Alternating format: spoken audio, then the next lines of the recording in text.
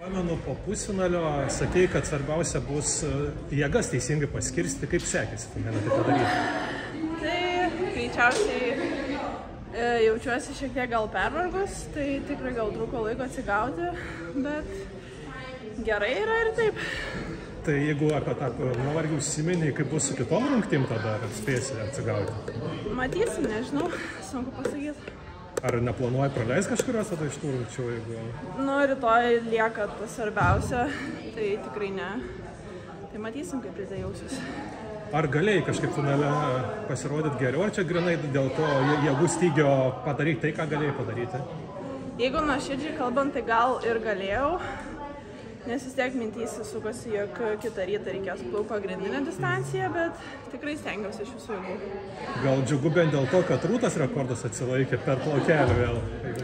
Nu, tai aišku, visada faina, kad Rūtos vardas pavardė ir toliau stovės, tai